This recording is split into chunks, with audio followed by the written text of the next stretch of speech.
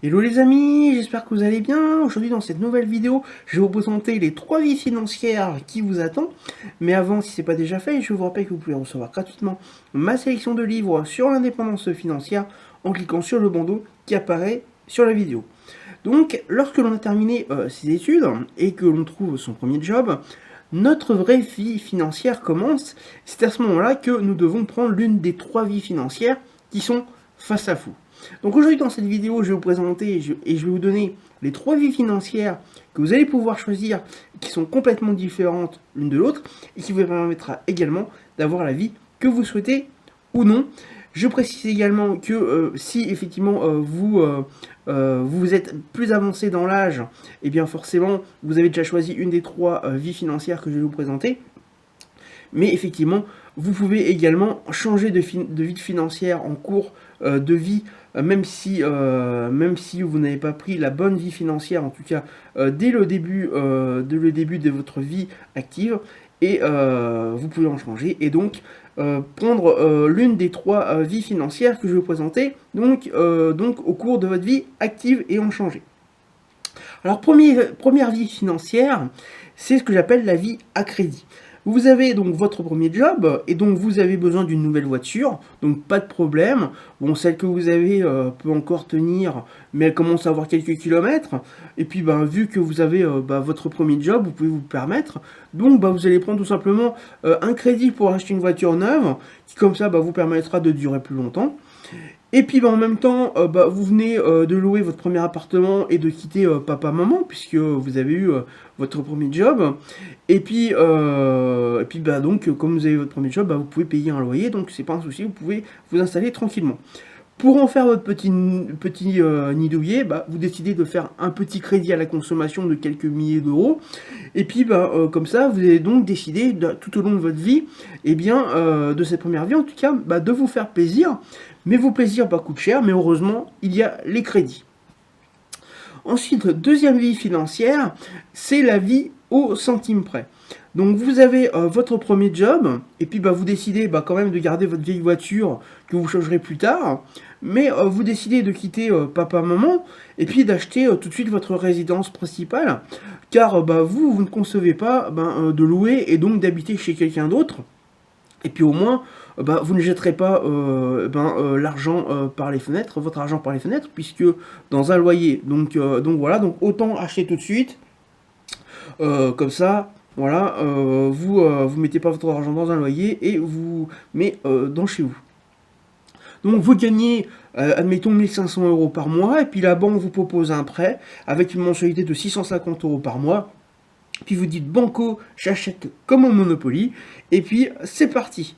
Donc pour meubler ce nouvel appartement, vous décidez d'utiliser en plus l'intégralité de l'argent que vos parents ont épargné pour vous. Vous vous dites au moins cela aura servi pour la bonne cause.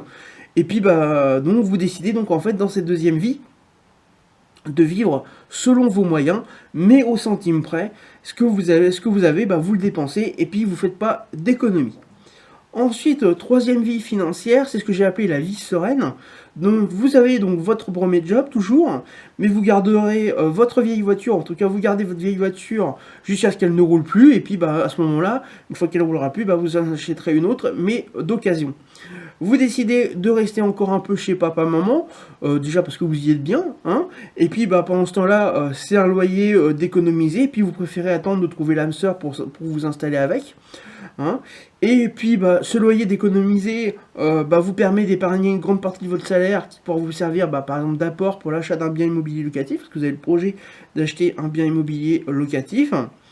Vous utilisez également une petite partie de votre salaire que vous épargnez pas pour cet apport, et, pour investir par contre en bourse dans des investissements qui sont dits pépères.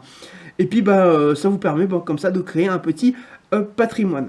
Donc vous avez décidé dans cette troisième vie d'être raisonnable afin de vous constituer un patrimoine qui travaillera pour vous et vous permettra d'être plus serein et sécurisé au niveau financier.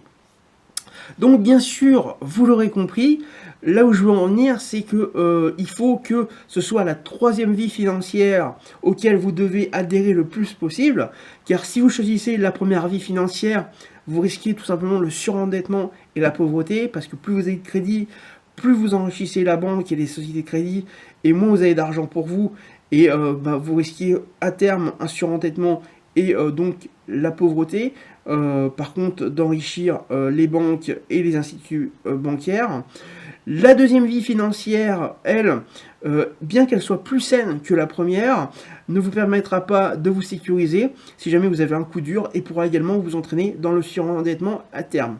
La troisième vie financière vous permettra, comme je l'ai dit tout à l'heure, déjà d'économiser de l'argent, d'investir, comme je l'ai dit dans l'exemple, dans un bien immobilier locatif, donc qui vous apportera des loyers en plus de vos revenus salariés, et ensuite bien sûr elle vous permettra également, donc en investissant en bourse dans ces investissements pépères, et bien également de continuer à vous faire un patrimoine qui grossira donc au fur et à mesure, et également bien de vous faire des revenus supplémentaires.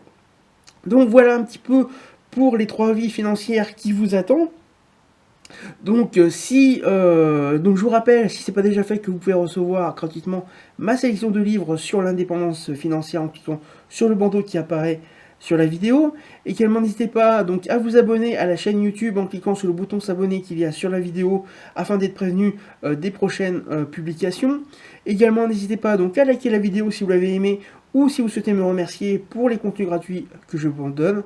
Et également, n'hésitez pas donc à partager la vidéo afin qu'un plus grand nombre de personnes puissent connaître ces trois vies financières qui les attendent et choisir la bonne. Donc je vous dis maintenant à très bientôt pour une prochaine vidéo.